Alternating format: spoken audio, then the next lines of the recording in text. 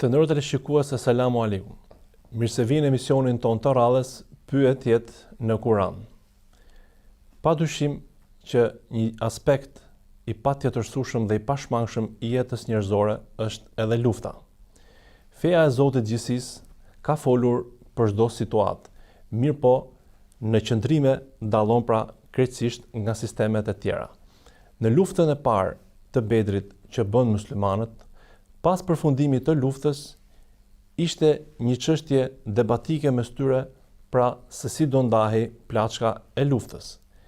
Përgjigja hyjnore ishte tepër edukative, duke mos u fokusuar drejt për drejt në këtë gjë, por në një thelb tjetër, raportet njerëzore dhe shumë anë edukative pra që ne do t'i shtjellojmë në ajetin që do të trajtojmë në temën e sotshme. Bëhet fjalë për ajetin e parë, mendohet të jetë ajeti i parë që ka zbritur për çështjen e luftës, pra që është ajeti i parë i surës Enfal.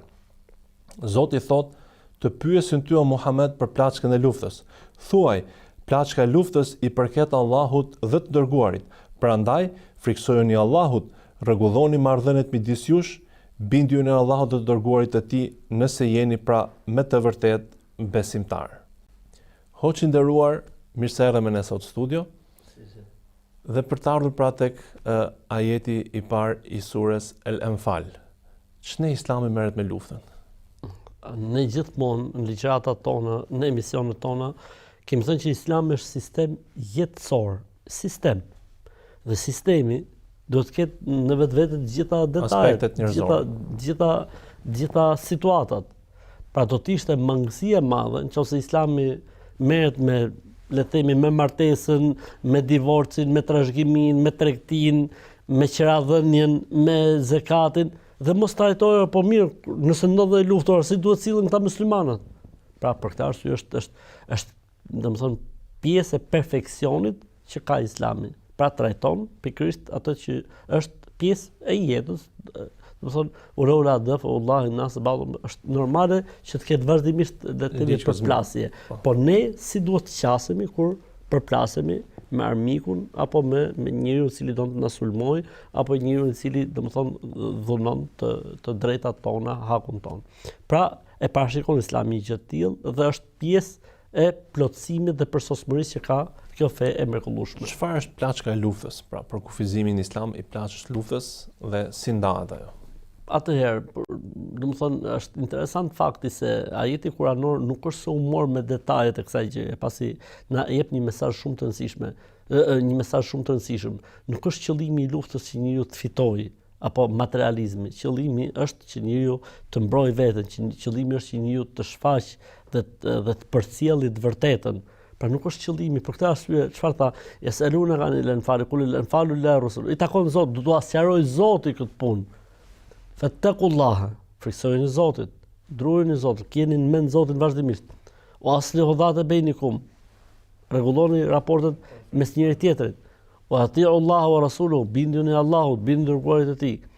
In kuntum mu'min, nëse me të vërtet jeni besimtar. Pastaj çfarë tha? Innamal mu'minuna alladhina dhe dhukira Allahu wajilat qulubuhum dhe atyre besimtar të vërtet janë ata të cilët kur përmendet Zoti, zemrat e tyre mblidhen, zemrat e tyre mrrolen, ose përmend Allahu. Pra e ndjejnë Allahun, e besojnë Allahun. Ata të cilët kur e ushqejnë veten e tyre me ajetet e Kuranit, kur i lexohen ajetet e Kuranit, ju shtohet besimi. Këtu kemi dhe atë që quhet në Islam shtimi dhe paksimi i besimit. Le të themi në besimin e Ahlusunnet është që imani shtohet edhe paksohet, shtohet me vepra të mira dhe paksohet me gjunahe dhe me mëkate. Pra bie imani dhe shtohet. Besimtarët janë ata të cilët ju qetësohen zemrat dhe shpirtrat me përmendjen e Allahut xhallahu. Pra ajeti e la këtë pyetje që bëhet i mu tani dhe u mor me diçka tjetër. Pse? Sepse e rëndësishme është kjo gjë do të sqarohet. Kush ka prezantuar luftë, do të marrin bazë asaj që e përcaktohet. Pra, 1/5 shkon, le të themi, për familjen e profetit alayhis salatu wassalam dhe për nevojat le të themi e shtetit, ushtrisë etj. Pjesa tjetër do të ndahet tek njerëzit që kanë marrë pjesë në luftë. Pra, është e qëruar kjo pjesë, e ka sqaruar Zoti me një rresht. Gjithë problemi është ne si duhet jemi, ne si duhet sillemi, raporti jonë me Zotin cili duhet jetë. Pra sikur po na thon Zoti mos u fokusoni te kjo punë, se këtë punë e menaxhoj unë, do ta ndaj unë. Ju fokusoni tek jeta juaj, tek devotshmëria juaj, tek përmendja e Zotit, fokusoni tek leximi i Kuranit, pajtoni me një, mos i leni vëllezërit të përçar, mos leni, domethënë hapësira që të futet shejtani mes jush, pajtoni mes njerëzve, pajtoni mes vëllezërve. Pra ajeti edhe në shumë raste ne e gjejmë këtë gjuhë, domethënë këtë retorik, domethënë lën atë që nuk është fort e rëndësishme, po njerëzit i japin rëndësi për shkak të materializmit që ka brenda dhe fokusohet në të tjera gjëra të cilat janë të rëndësishme. Është si puna saj për shembull, çfarë pemë hëngri Ademi alayhis salam. Ora ti shih mëkatin dhe çfarë bëri mëkati dhe gabimi, ç'është gabimi, mos u merr me pemën, e morën vesh që është pema, nuk është se prish punë, si e kishte emrin pema, po punë prish ja çfarë bën mëkati. Gabimi çfarë bëri, domethënë etj. Pra merru me thelbësorën. Thelbësora është shpirti, thelbësora është devotshmëria, thelbësora është namazi, thelbësora është të rregullojmë raportet me njëri tjetrin, të jemi të mirë me njëri tjetrin, thelbësora është të përmendim Zotin, thelbësora është kur na e përmend dikush Zotin, ne të reflektojmë. Kjo është thelbësorja, se ajo çështja pastaj është çështje që është e sqaruar dhe do të sqarohet. Në fakt duket sikur këtu ka dhe një strategji lufte. Pra zhvedosja vëmendjes nga vetë pasuria, në momentin që muslimanët përpaten një lloj grindje dhe një lloj fokusimi nga thelbi i fesë, sikur Zoti ju tha që kjo pasuri ju ndan, kjo ndjarje ju dobëson dhe ju bën vulnerabël ndaj armikut. Ja, materializmi kur futet në jetën tuaj. Ama ju do të jeni me njëri tjetrin, pra përmirësoni marrëdhëniet, devotshmëria ndaj Zotit. Biles ka dhe një thënie Salaudin Ejubit që ushtria armike përgatitesh, ndërkohë Salaudini falesh dhe adhuronte Zotin dhe i tha kjo është forca jonë. Pra duket sikur Zoti e zhvendos te vëmendja, dhe kjo si më thon, përgatitja më e mirë dhe lufta më e madhe është lufta e unë me vetveten. Për këtë arsye dhe pejgamberi sa më ka thënë një hadith, tha wal mujahidu man jahada nafsuhu. Mujahid i vërtet është ai i cili fiton luftën me vetveten e tij. Pra kemi një luftë madhe me vetveten tonë. Atë duhet ta fitojmë. Ndaj asaj duhet të jemi fitimtar. Pastaj këto gjërat e tjera nuk është se kanë vlerë të madhe. Edhe sikur mos të marrësh asgjë, çfarë problemi ka? Puna është si e ke ti raportin me Zotin, si e ke raportin me vllajën, si e ke raportin në familje. Kjo është lufta më e madhe e jone, lufta me vetveten, lufta me egon, lufta me lakmin, lufta me le të themi pasionet, me dëshirat, me epshet le të themi negative. Kjo është lufta jonë e vërtet, ndërsa pjesa tjetër pastaj është çështje e zgjidhshme. Mirë po njeriu është i prirur që të angazhohet me gjëra të cilat nuk janë fort të rëndësishme dhe të lëri gjërat e rëndësishme masdore, domethënë siç është rasti në fjalë. Dhe në këtë moment vështirë, pra duket sikur ka një mësim për gjithë ne, shpesh ne gjejmë njerëz që i flet për Zotin, nuk jam mirë, se më ndodhi kjo fatkeqësi, më ndodhi ky aksident, ngela pa punë. Pra Zoti thot tani. Pra duket sikur është dhe kjo lidhje midis botës materiale dhe botës shpirtërore. Lënia e thelbit dhe angazhimi me detajet, domethënë është problematik njerëzore, domethënë përgjithësi njerëzit. Duhet strategjia shejtane që njeriu ta largojë nga një detaj, ndërkohë që harrojnë se Zoti i Madh në çdo gjë që ndodh ka sekrete dhe urtësi. Dhe njeriu merret me detajin, merret me dhimbjen, merret me fatkeqësinë, ndërkohë që ka një mesazh tjetër aty brenda. Një ditë po i thosha dikujt që po kalonte një siklet. I thash sa herë falesh? Tha dëgjoj se un falem në herë për bërëm. I thash ti e kupton që ndoshta Zoti me këtë gjë që po të ndodh, po thot o robin falu pra. Thash sa herë ha ti buk në vit? Po për ditë tha, po thash edhe falesh një herë në vit. Pra ndoshta kjo gjë që po të ndodh është një urtësi që Zoti po thot o robim, eja këtu, të dua këtu. Po jo se unë jam i zënë, nuk don ti me të mirë. Hajde pra këtu. Si prindi fëmin për ta eduku, po. Pra njerëzit është ajo që thua ti, domethënë, angazhohen me gjëra të parëndësishme, duke lënë masdora atë që është thelbësore në jetën e tyre. Ne për çfarë kemi ardhur në këtë botë? Kemi ardhur këtë botë për të qenë mirënjohës dhe falëndërues ndaj të Madhit Zot, njësues të Zotit. Të kemi punë të mirë me Zotin mbi të gjitha. Ky është misioni ynë bazik, domethënë. Në momentin që ti ndaj krijuesit, ndaj atij që ti ka dhënë gjitha në shërbim, nuk je mirënjohës, atë me të nuk do të kesh raporte, apo të rregullosh raporte, apo të ngresh raporte, çfarë mund thuhet më për këtë njeri, ose çfarë mund pritet prej këtij njeriu. Për këtë arsye unë them për shembull, gjithmonë asnjëherë nuk më bën përshtypje kur shoh se si le të themi këta femohuesit vjedhin e bëjnë pushtetarë, nuk më bën përshtypje. Ora zot një njeri i cili nuk pranon Islamin të vërtetën, një i cili nuk krijon raport me krijuesin e vet, një i cili nuk beson se i ditë do të dalë përpara Zotit me dhënë llogari. Këto nuk është për të bërë përshtypje se si sillet e çfarë vepron. Se si ai adhuron pushtetin apo adhuron ndoshta edhe vetveten. Pra, vjen një moment që i duket vetes se nuk ka se edhe fillon kalon delir madhështie në adhurim të vetvetes.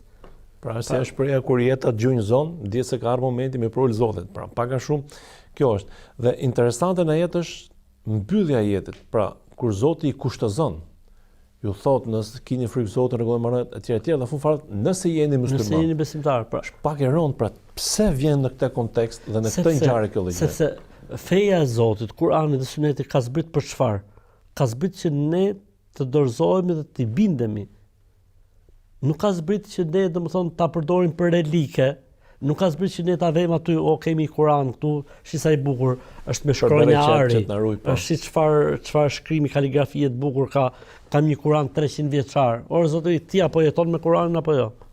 Apo edhe një jetë në zbatim. Po normalisht bindju në Allahut dhe nëse jeni besimtar, kam zemrën e pastër, kam zemrën e bardhë, unë si duk keq njeriu, ora zotëri, apo i bindesh Zotit apo jo?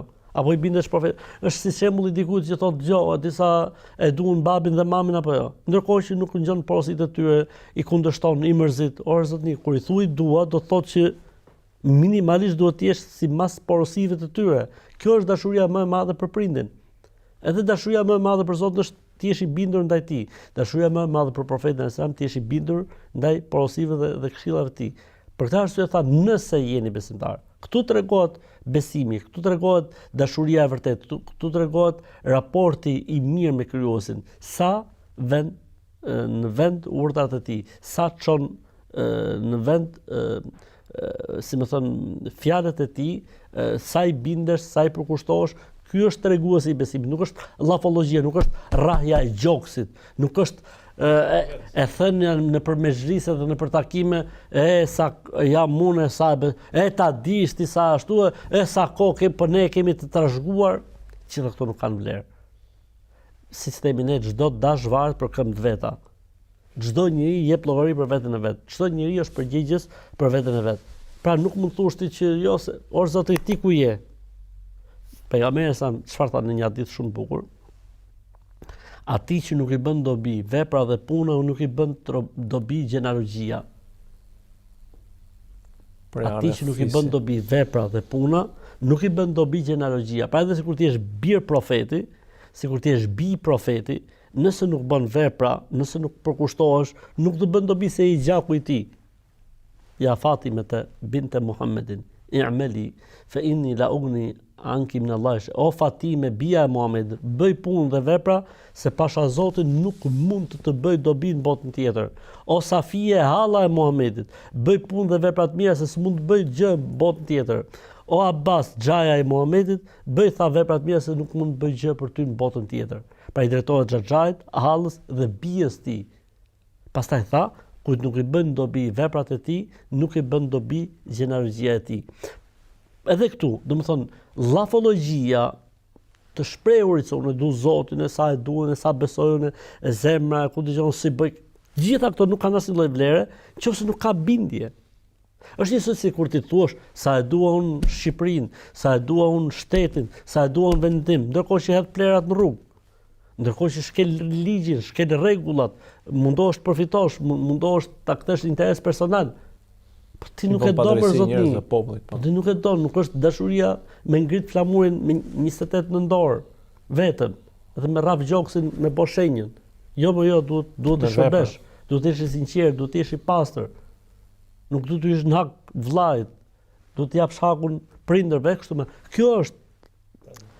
Kjo funksionon edhe në fe. Pra kjo rregull jetësor që ne flasim për jetën që është kështu, po nuk është kështu, kjo gjë funksionon edhe në fe dhe në besim. Pra ti nuk mund të quhesh një besimtar i vërtet, apo i mirë, apo me zemër të bardhë, apo si do keq në momentin që ti nuk i bindesh Zotit dhe dërguarit të tij. Për këtë arsye e kushtozoi bindjen e Allahut dhe dërguarit të tij. Nëse jeni besimtar, pra bindja ndaj Zotit dhe dërguarit të tij është treguesi i besimit. Që do thotë, sa më besimtar të jetë njeriu, aq më shumë shfaqet kjo në bindjen ndaj Allahut dhe dërguarit të tij sallallahu alaihi wasallam. Pra janë të lidhura bashkë, për këtë arsye është kushtëzim nëse jeni besimtar. E nëse jeni besimtar, atëherë kjo do të shfaqet në bindjen tuaj ndaj Zotit dhe dërguarit të tij sallallahu alaihi wasallam. Pra besimtari duhet të flasë me vepra dhe të veprojë vetëm me fjalë. Pra pak a shumë ishte mesazhi. Por gjithsesi, kjo betejë e Bedrit, pra që është dhe betejë e parë që ka ndodhur, biles është interesante që dikush thotë që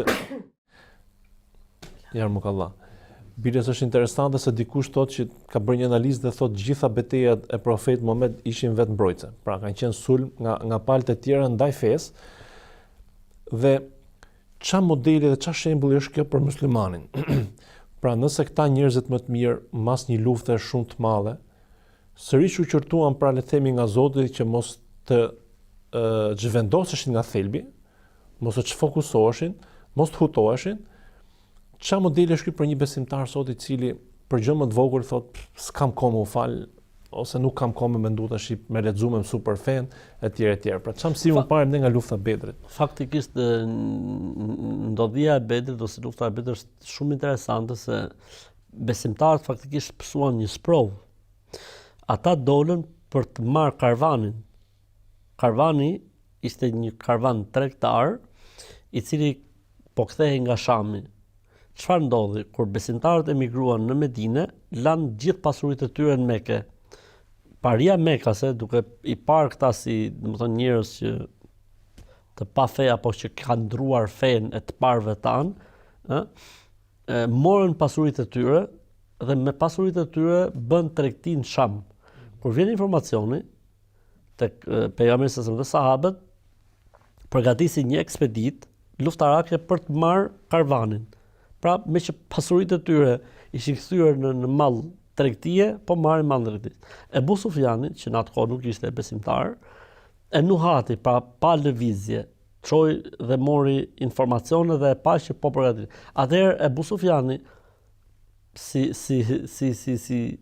rufat që ishte, pra si shumë mizjuar, çfarë bëri? Çoi lajm Mekë, tha Muhamedi po përgatitet për luftë, domethënë disinformoi. Ata u përgatiten për luftë, ndërkohë që këta ishin nisur shumë thjesht për të marrë karvan. 300 burra për të marrë një karvan për ta sjellë në Medinë. Ndërkohë që ju vjen haberi rrugës që përgatituni për luftë. Për këtë arsye edhe pati një lloj, le të themi, stepje, po i madhi Zot, domethënë, tregojnë në Kur'an që besimtarët menjëherë e pranuan atë që tha Zoti dhe u përballën pra në Bedër. Çfarë është interesante? Mbaroi lufta e Bedrit. Krerët dhe e Paris Kureshite të gjithë mbetën aty në Bedër. Çfarë është interesant faktikisht? Është interesant kur mbaroi lufta e Bedrit. Dhe kemi dy gjëra shumë interesante. E para gjë, mënyra se si Islami trajtoi robërit e luftës. Çfarë tha Islami? Ushqejeni siç ushqeheni ju. Vishini siç visheni ju. E dyta, u lejua shpagimi. Pra, familjarët në Mekë mund të shpagonin edhe lirohej. E treta, se tham dy e treta, është kush nuk kishte mundësi për të paguar, ai nëse dinte shkrim dhe këndim, i mësonte fëmijëve musliman shkrimin dhe këndimin edhe lirohej. 10 fëmijë thuhet në disa transmetime, pra nëse ai mësonte 10 fëmijë, kishte drejt të lirohej. Dhe pothuajse të gjithë robërit e luftës Bedrit janë liruar në këtë formë, ose me shpagim, ose duke mësuar fëmijëve lexim këndim. Pra sikur po na jep dhe një mesazh tjetër të rëndësishëm, që dija, shkrimi dhe leximi është më rëndësishëm se çdo gjë tjetër, sepse lufta më e mirë është lufta e dijes, lufta e argumentit. Me të çlirohen mendjet, me të pushtohen le të themi thojza, pra popujt me dije, me argument. Dhe nuk është lufta e shpatës apo lufta e difegut, por lufta e dijes. Kjo është faktikisht betejë e vërtetë në të cilën duhet të fokusohen muslimanët. Dhe numri tha që ishte 300 me 2100, pra ka qenë pak a shumë me 1000 sa, pra ka qenë 1 me 3, pra, me 1 me 3, po. Pra ka qenë 1 me 3 dhe ishte dhe normalisht gjendja aty kanë ekonomike ndodhur ishte dhe e mrekullitë e dobët. Zotit, ndihma e Zotit, kanë prezantuar me like-et, ka shumë detaje interesante, po Pra pavarësisht pas 12 viteve ka qenë dhe Ramazan, ë? Ka qenë Ramazan. Ka qenë dhe Ramazan, besimtarët kanë qenë agjërueshëm, sepse ishin në Medinë dhe kur je venali nuk mund ta prishësh agjërimin. Pra janë shumë gjëra, domethënë që po të analizosh, domethënë sheh mrekullinë e Zotit. Pra lufta e Bedrit ka qenë një mrekulli e Zotit, nuk ka dyshim. Pikërisht, por ne kishim ke aspekti njerëzor, pra edhe këta njerëz agjërueshëm, shumë vite varfëri, persekutim, ushtria shumë superiore në numër, në armatura, pra dhe në këtë moment vështirë, pra që pan, le të themi vdekjen para syve, sërish u qortuan, pra keni kujdes, mos u shpusni. Mos humni, mos u shfokusoni. Pra nuk janë argument rrethanat, ngjarjet që të kanë ndodhur për të shfokusuar nga thelbi dhe nga mesazhi hynor. Ka dhe gjë të bukur këtu interesante, fakti që qortohen shokët e profetit me këtë lloj qortimi, po ne jemi shumë meritor për të qortuar. Pra mos ta bëjmë veten më të mirë se sa sahabët. Se tha i miku jon, tha, thuj haxhive mos bëjnë foto kur shkojnë në haxh. Po le të bëjnë vëlla foto. Po jo se njerëzit po le më vëlla të bëjnë foto e të kënaqen haxhit e burr. Zoti tha në Kur'an ju lejohet në haxh me bot tregti. E ke parasysh si bot tregti vëlla? Hajde me 5, me 10, po ai ka shku për adhurim për po çfarë lidhje ka me të bëj tregti tjetër fitoj. Kështu që pse bën foto nuk ka problem. Pra duhet të them mos të bëhemi ne, domethënë asnjëri prej nesh mos ta shohë veten. Jo, mos ta shohë veten të lirë dhe të pastër, nëse Zoti ka qortuar sahabët, i ka qortuar sahabët. Ej, o shokët e profetit, 1, 2, 3, 4, po ne kush jemi, ne jemi shumë më nevojtar për t'i parë këto këshilla që ka dhënë Zoti mbas ajetit të parë të surës Al-Anfal, që është bindje ndaj Zotit, bindje ndaj dërguarit, kujdesi me namazin, pajtimi mes njerëzve, rregullimi i situatave të brendshme, leximi i Kuranit, përmendja e Zotit, sepse ne, domethënë nëse ata u qortuan, ne jemi shumë më meritor për të qortuar se sa ata. Bukur. Atëherë shkëputemi për ndërprerje të shkurtër dhe rikthehemi sërish në studio.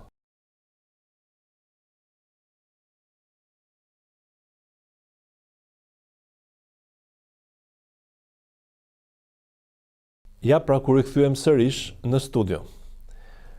Atëherë hoxhi nderuar, duket sikur përmendja e ndarjes pasurisë, pra siç është ajeti i parë i surës Al-Anfal, me pjesën me thelbin e ajetit që vjen më pas, pra pasi Zoti thotë friksojeni Allahut, përmend edhe rregullimin e marrëdhënieve farefisnore. A është një tregues që pasuria, bota materiale ndikon në kohezionin e marrëdhënieve farefisnore, në kohezionin social, pra ka një impakt gërryrës të marrëdhënieve ndërnjerëzore? E vërtet është krejtësisht e vërtet. Për këtë arsye, domethënë Zoti, domethënë ka marrë përsipër të sqarojë këto gjëra, sepse po të lije kjo në dorë të njerëzve do të kishte paragjykime, do të kishte abuzime, do të kishte pakënaqësi. E Zoti tha gjë, di vetëm këtë punë. Kjo i takon këtu, kjo i takon këtu, kaq merrni. Pra është keni kujdes. Absolutisht. Shkatroni gjithçka keni ndërtuar. Po edhe kjo që thua, domethënë, ne e shohim sot për shembull. Më herët, domethënë, kohën e Xhaxhit, sistemin e kohën e Enverit, nuk ka pas shumë. Po njerëzit kanë qenë shumë të lidhur. Tani kemi gjithçka dhe njerëzit janë të ditë më me një herë, unë më ka fiksuar, ka marrë një ligjërat për lidhjet e gjakut. Për Zotin, mas mësimit, di çam tha njëri, është ti flisje, tha, dhe i bërë ndarjet, çfarë kemi obligim. Për Zotin, tha, unë u kujtoshe që kisha harru adresat e xhajave, dajave dhe tezëve. Ju kisha humbur adresat. Pra dua të them me fjalë që komoditeti, modernizmi, materializmi, çojnë në një formë vetë izolimi, çojnë në një, domethënë, pastaj kur futen dhe interesat bëhet edhe më keq akoma se fillon armisia, fillon debati, fillojnë akuzat dhe kundërakuzat, paragjykimet, pra situata është e vërtetë. Për këtë arsye ne themi gjithmonë, ore që me pas pasuri halal, me pas nuk ka asnjë problemi, por nuk duhet të jetë synim vetvete, pra nuk duhet të jetë objektiv kryesor, është mjet. Nëse është, elhamdulillah, nëse nuk është, jeta vazhdon, çfarë problemi ka? Pra Zoti na mëson që pasurinë ta kemi tek duart, mos ta kemi tek zemra, mos ta kemi synim jetësor, sepse më të vërtetë ndikon absolutisht në prishjen dhe shkatrimin e marrëdhënieve.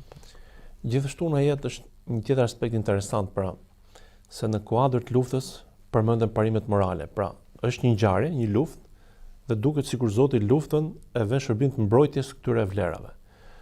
Ndërkohë, shohim se përgjatë historisë këto vlera, këto parime njerëzit i kanë përdorur si pretekst për luftën. Pra është komplet e kundërta. Dhe natyrisht besoj lind një pyetje edhe për teleshikuesit. Kur bëhet lufta në Islam? Kush e bën luftën? Kur luftohet? Pra, mund të japim disa detaje? Këtu kemi dy momente interesante. Momentin e parë, momentin që neve sulmohemi nga dushmani, nga armiku.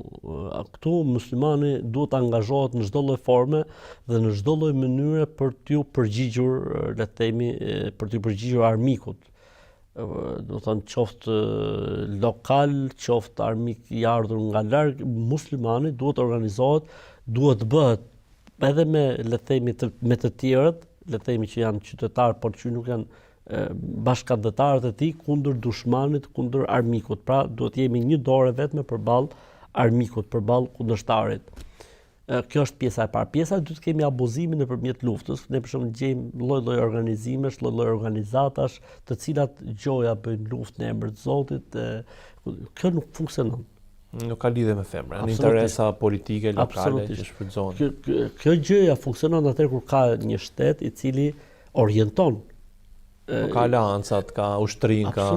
Absolutisht. Jo kujtdo i teket që të ngrej lufta apo të bëj luftë. Atëherë nëse ne sulmohemi dhe nuk kemi mundësi të kemi një organizim, le të themi, piramidal për të mënyrë se bëjmë luftë, dhe jemi të detyruar të luftojmë në çeta guerile, të ndarë jo në një front, është gjë tjetër.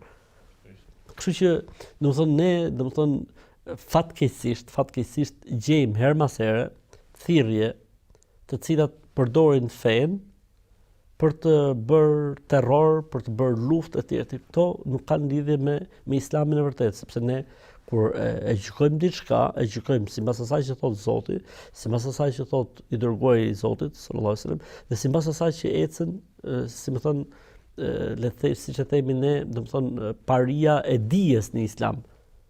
Prisit e dijes si orientojnë situatën.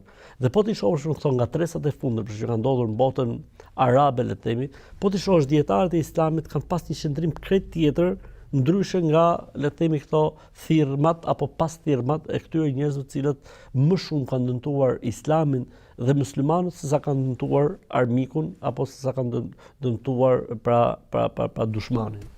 Pikërisht. Në fakt është një tjetër aspekt interesant, se le të themi, në fund fare kjo ishte pavarësisht e luftë, po duket si një lloj vepre dhe një lloj pune që do korrshin frytet. Pra, në momentin që erdhën të mirat, pati një lloj ndarje, ta themi drejt, një lloj ndarje të barabartë. Pra, çfarë roli ka në Islam ose sa rëndësi jep Islami pra ndarjes të drejtë, vlerësimit të punës dhe sa ajo ndikon pra në marrëdhëniet ndërnjerëzore? Nuk ka dyshim se, domethënë, ne kemi përmendur edhe kur kemi folur për trashëgiminë. Zoti, duke ditë se ai është krijuesi dhe duke ditë se çfarë është meritoria dhe e drejta, i ka dhënë gjithë secilit hakun e tij. Edhe në këtë rast për shembull, e ka ndarë Zoti situatën, e ka ndarë, domethënë ka një, le të themi, një rregull specifik në mënyrën se si ndahet. Në momentin që ne do i përmbahemi, puna do shkojë mbar dhe mirë. Momentin që ne, e shkelim rregullin dhe ligjin, atëherë normalisht që kjo do të ketë efekte si në shkeljen e çdo rregulli dhe ligjit të Zotit. Siç themi ne për shembull, po të bësh haramin, ke këto pasoja, edhe këtu është haram. Pra nëse ti del nga rregulli, për këtë arsye ka një hadith shumë interesant, një burr ka zotëruar diçka që nuk i takonte me ligj. Dhe profeti tha, alayhi sallam, ajo do të jetë zjarr për të në botën tjetër. Pra, të marrësh diçka që nuk takon dhe nuk të meriton, kudo qoftë, edhe në luftë të jetë, edhe në paqe të jetë, edhe në trashëgimi të jetë, edhe ku e di unë, ke marrë zjarr nga xhenemi. Pra mos e mashtro veten tënde se ke fituar, faktikisht ke humbur, ti je i humburi. Qartë. Dhe në fakt duket sikur se më fali i bjen që 3/4 e merrte ushtria apo jo. Pra ka goxha vlerësim se sot ushtria funksionon me rrogë, dhe 1/4 që jepesh për profetin, pra i thënë nga 25% që ishte administrata, ishte ta themi qeveria dhe shteti kohës, shohim dhe një metodik se si funksionon Islami, pra me përqindje, një lloj metode që sot shohim se si janë avancuar shoqëritë perëndimore, pra që funksionon përqindje jo thjesht me një rrogë sa me jetu tjetri, domethënë pra a ka këtu një lloj stimulimi për ta vlerësuar dhe njerëzit dhe ortakët me të cilët ti bën punën? Ne jemi mësuar që të vlerësojmë njerëzit mas vdekjes. Islami e vlerëson njeriu sa është gjallë, duke ja kompensuar atij mundin, djersën dhe gjakun. Kështu që ky është dallimi, domethënë. Dhe unë besoj se ky dallim është thelbësor. Është thelbësor. Në fakt edhe po të shohësh mudarabe, mushareke, pra format e biznesit në Islam funksionojnë më shumë me përqindje, me ndarje. Jo dikush i merr gjitha dhe jep pastaj çfarë ti, pra ka një lloj drejtësie dhe një lloj vlerësimi maksimal. Edhe qetësim shpirtrash. Edhe qetësim shpirtrash. Qartë. Atëherë ju falenderoj pra që ishit sot me mua në studio, gjithashtu falenderoj teleshikuesit për vëmendjen që na kushtuan.